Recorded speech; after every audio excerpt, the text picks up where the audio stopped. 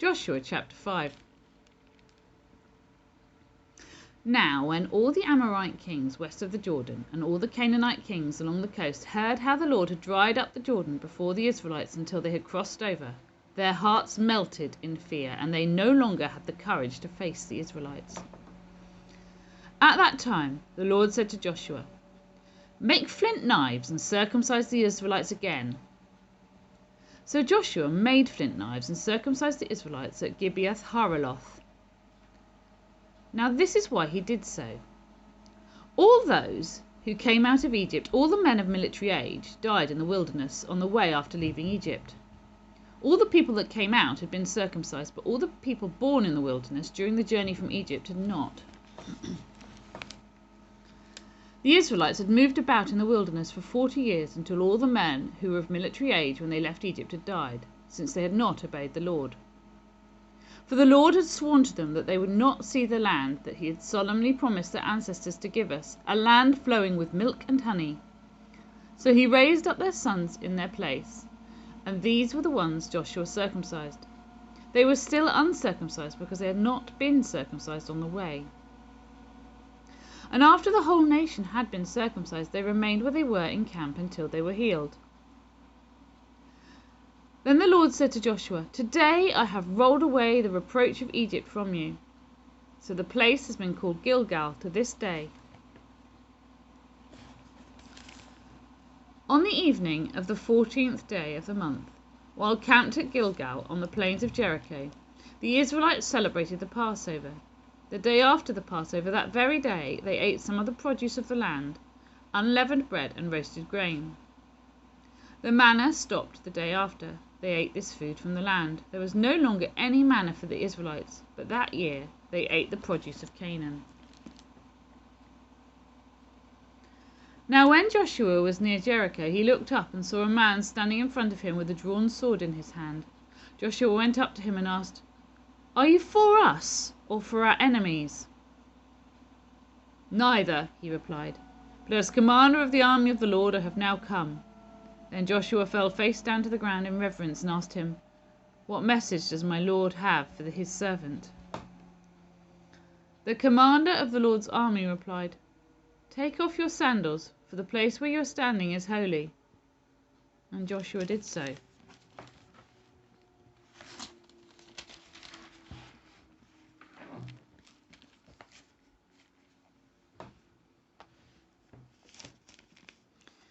Chapter 6. Now the gates of Jericho were securely barred because of the Israelites. No one went in and no one came out. Then the Lord said to Joshua, "See, I have delivered Jericho into your hands, along with its king and its fighting men. March around the city once with all the armed men. Do this for 6 days. Make 7 priests carrying trumpets of ram's horns in front of the ark. On the 7th day, march around the city 7 times with priests blowing the trumpets. When you hear them sound a long blast on the trumpet, make the whole army give a loud shout. Then the wall of the city will collapse and the army will go up, everyone straight in." So Joshua, son of Nun, called the priests and said to them, "Take up the ark of the covenant of the Lord and make 7 priests carry trumpets in front of it." And he ordered the army, "Advance! March around the city with an armed guard going ahead of the ark of the Lord." When Joshua had spoken to the people, the 7 priests carrying the 7 trumpets before the Lord went forwards, blowing their trumpets, and the ark of the Lord's covenant followed them.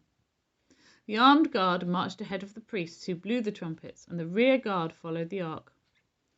All this time the trumpets were sounding, but Joshua had commanded the army, "Do not give a war cry. Do not raise your voices. Do not say a word until the day I tell you to shout. Then shout." So he had the ark of the Lord carried around the city, circling it once. Then the army returned to camp and spent the night there. Joshua got up early the next morning, and the priests took up the ark of the Lord. The 7 priests carrying the 7 trumpets went forward, marching before the ark of the Lord, blowing the trumpets. The armed men went ahead of them, and the rear guard followed. The rear guard followed the ark of the Lord, while the trumpets kept sounding. So on the second day they marched around the city once and returned to the camp. They did this for 6 days. On the 7th day they got up at daybreak and marched around the city 7 times in the same manner, except that on that day they circled the city 7 times. The 7th time round, when the priest sounded the trumpet blast, Joshua commanded the army, "Shout, for the Lord has given you the city. The city and all that is in it are to be devoted to the Lord. Only Rahab the prostitute and all who are with her in her house shall be spared, because she hid the spies we sent. But keep away from the devoted things, so that you will not bring about your own destruction by taking any of them. Otherwise you will make the camp of Israel liable to destruction and bring trouble on it. All the silver and gold and the articles of bronze and iron are sacred to the Lord and must go into his treasury." When the trumpet sounded, the army shouted, and at the sound of the trumpet, when the men gave a loud shout, the wall collapsed, so everyone charged straight in, and they took the city. They devoted the city to the Lord and destroyed with the sword every living thing in it, men and women, young and old, cattle, sheep, and donkeys. Joshua said to the men who had spied out the land, "Go into the prostitute's house and bring her out, all who belong to her, in accordance with the oath to her."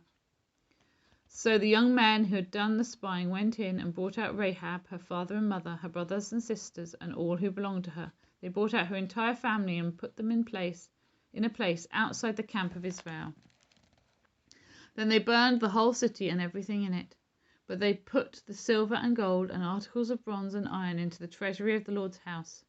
But Joshua spared Rahab the prostitute with her family and all who belonged to her, because she hid the men Joshua had sent as spies to Jericho, and she lives among the Israelites to this day. At that time Joshua pronounced this solemn oath: "Cursed before the Lord is the one who undertakes to rebuild this city Jericho. At the cost of his firstborn son he will lay its foundations. At the cost of his youngest he will set up its gates." So the Lord was with Joshua, and his fame spread throughout the land. Chapter 7. But the Israelites were unfaithful in regard to the devoted things. Achan, son of Carmi, the son of Zimri, the son of Zerah of the tribe of Judah, took some of them. So the Lord's anger burned against Israel. Now Joshua sent men from Jericho to Ai, which is near Beth Aven, to the east of Bethel, and told them, "Go up and spy out the region." So the men went up and spied out Ai. When they returned to Joshua, they said, "Not all the army will have to go up against Ai. Send 2,000 or 3,000 men to take it, and do not weary the whole army, for only a few people live there." So about 3,000 went up, but they were routed by the men of Ai, who killed about 36 of them. They chased the Israelites from the city gate as far as the stone quarries, and had struck them down on the slopes. At this, the hearts of the people melted in fear and became like water. Then Joshua tore his clothes and fell face down to the ground before the ark of the Lord, remaining there till evening. The elders of Israel did the same and sprinkled dust on their heads. And Joshua said, "Alas, sovereign Lord, why did you ever bring this people across the Jordan to deliver us into the hands of the Amorites to destroy us? If only we had been content to stay on the other side of the Jordan. Pardon your servant, Lord. What can I say now that Israel has been routed by its enemies? The Canaanites and the other people of the country will hear about this, and they will surround us and wipe out your name from the earth. What then will you do for your own great name?" The Lord said to Joshua, "Stand up. What are you doing down on your face? Israel has sinned. They have violated my covenant, which I commanded them to keep. They have taken some of the devoted things. They have stolen. They have lied. They have put them with their own possessions. That is why the Israelites cannot stand against their enemies.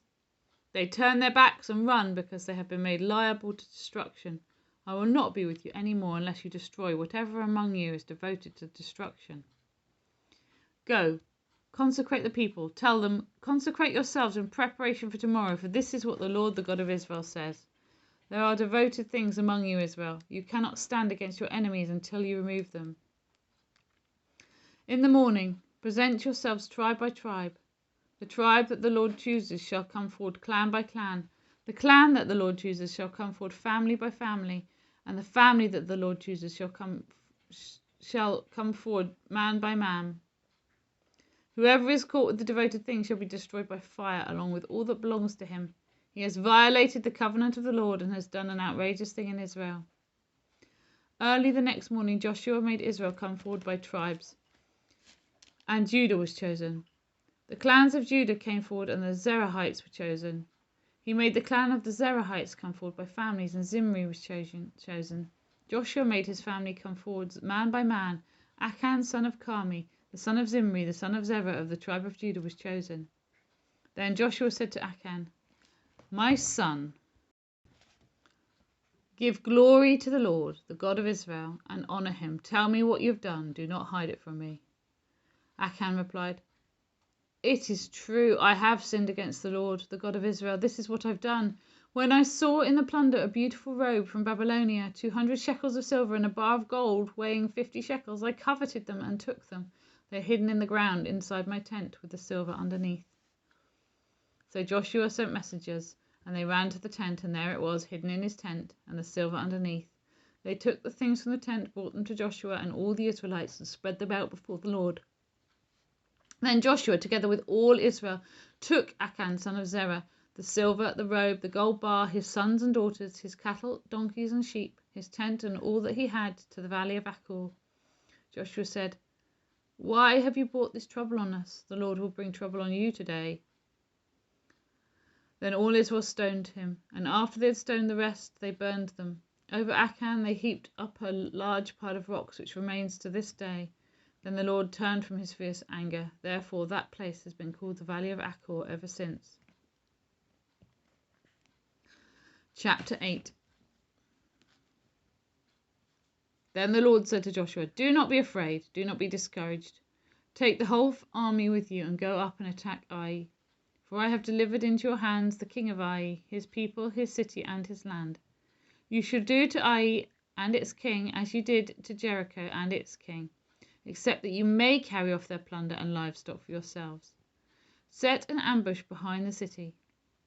So Joshua and the whole army moved out to attack Ai. He chose 30,000 of his best fighting men and sent them out at night with these orders: "Listen carefully. You are to set an ambush behind the city. Don't go very far from it. All of you be on the alert.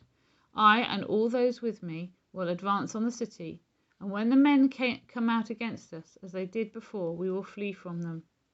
They will pursue us until we have lured them away from the city, for they will say, 'They are running away from us as they did before.'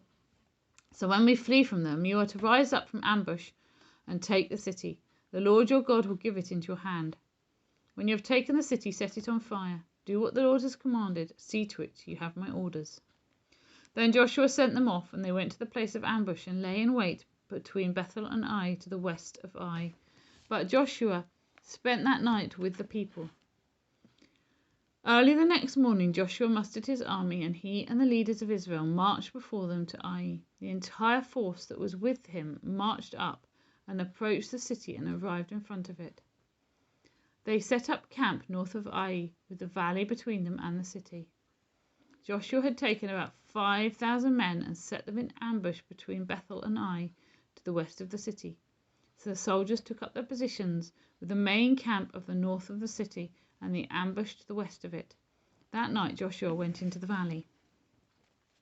When the king of Ai saw this, he and all the men of the city hurried out early in the morning to meet Israel in battle at a certain place overlooking the Arabah. But he did not know that an ambush had been set against him behind the city. Joshua and all Israel let themselves be driven back before them, and they fled towards the wilderness. All the men of Ai were called to pursue them, and they pursued Joshua and were lured away from the city. Not a man remained in Ai or Bethel who did not go after Israel. They left the city open and went in pursuit of Israel. Then the Lord said to Joshua, "Hold out towards Ai the javelin that is in your hand, for into your hand I will deliver the city." So Joshua held out towards the city the javelin that was in his hand. As soon as he did this, the men in the ambush rose quickly from their positions and rushed forward. They entered the city and captured it, and quickly set it on fire. The men of Ai looked back and saw the smoke of the city rising up into the sky, but they had no chance to escape in any direction. The Israelites, who had been fleeing towards the wilderness, had turned back against their pursuers. But when Joshua and all Israel saw that the ambush had taken the city, and that smoke was going up from the city, they turned round and attacked the men of Ai. Those in the ambush also came out of the city against them, so that they were caught in the middle with Israelites on both sides. Israel cut them down, leaving them neither survivors nor fugitives, but they took the king of Ai alive and brought him to Joshua. When Israel had finished killing all the men of Ai in the fields and the wilderness where they had chased them, and when every one of them had put to the sword, all the Israelites returned to Ai and killed those who were in it. 12,000 men and women fell that day, all the people of Ai, for Joshua did not draw back the hand that held out his javelin until he had destroyed all who lived in Ai. But Israel did carry off for themselves the livestock and plunder of this city, as the Lord had instructed Joshua. So Joshua burned Ai and made it a permanent heap of ruins, a desolate place to this day. He impaled the body of the king of Ai on a pole and left it there until evening. At sunset, Joshua ordered them to take the body from the pole and throw it down at the entrance to the city gate. And they raised a large pile of rocks over it, which remains to this day. Then Joshua built on Mount Ebal an altar to the Lord, the God of Israel. As Moses, the servant of the Lord, had commanded the Israelites, he built it according to what is written in the book of the law of Moses, an altar of uncut stones on which no iron tool had been used. On it they offered to the Lord burnt offerings and sacrificed fellowship offerings. There, in the presence of the Israelites, Joshua wrote on stones a copy of the law of Moses. All the Israelites, with their elders, officials and judges, were standing on both sides of the Ark of the Covenant of the Lord, facing the Levitical priests who carried it. Both the foreigners living among them and the native born were there.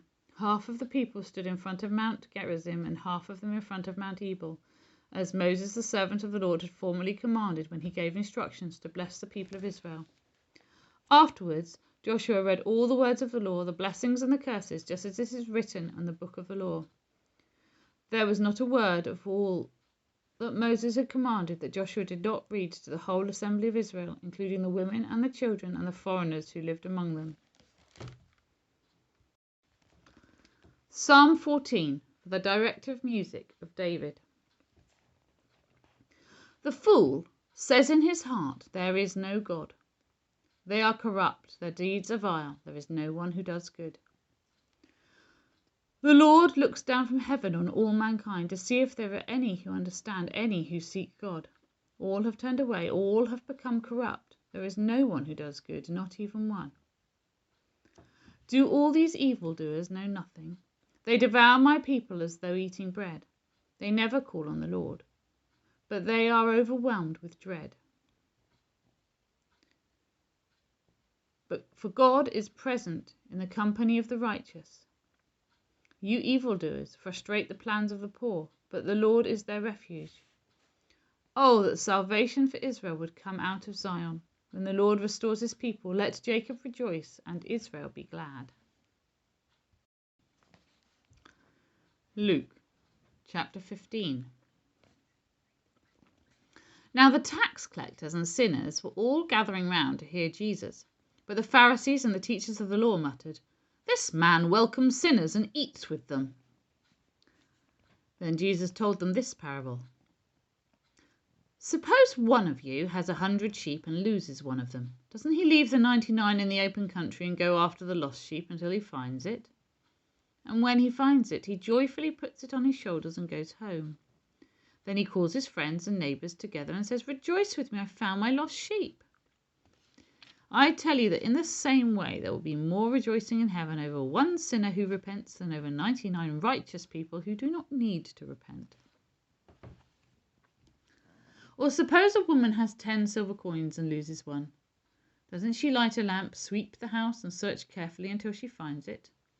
And when she finds it, she calls her friends and neighbours together and says, "Rejoice with me, I have found my lost coin."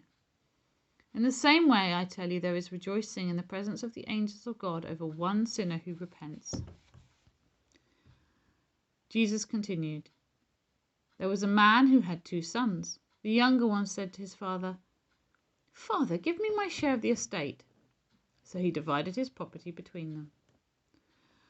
Not long after that, the younger son got together all he had, set off for a distant country, and there squandered his wealth in wild living. After he had spent everything, there was a severe famine in the whole country, and he began to be in need. So he went and hired himself out to a citizen of that country, who sent him to his field to feed pigs. He longed to fill his stomach with the pods that the pigs were eating, but no one gave him anything. When he came to his senses, he said, "How many of my father's hired servants have food to spare, and here I am starving to death. I will set out and go back to my father and say to him, 'Father, I have sinned against heaven and against you. I am no longer worthy to be called your son. Make me like one of your hired servants.'" So he got up and went to his father. But while he was still a long way off, his father saw him, and he was filled with compassion for him. He ran to his son, threw his arms around him, and kissed him. The son said to him, "Father, I have sinned against heaven and against you. I am no longer worthy to be called your son." But the father said to his servants, "Quick, bring the best robe and put it on him. Put a ring on his finger and sandals on his feet. Bring the fattened calf and kill it.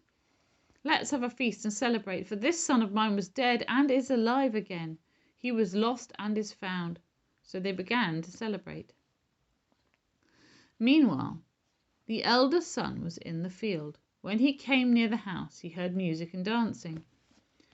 So he called one of the servants and asked him what was going on. "Your brother has come," he replied, "and your father has killed the fattened calf because he has him back safe and sound." The elder brother became angry and refused to go in. So his father went out and pleaded with him. But he answered his father, "Look, all these years I've been slaving for you and never disobeyed your orders. Yet you never gave me even a young goat, so I could celebrate with my friends. But when this son of yours, who has squandered all your property with prostitutes, comes home, you kill the fattened calf for him." "My son," the father said, "you are always with me, and everything I have is yours. But we had to celebrate and be glad, because this brother of yours was dead and is alive again. He was lost and is found."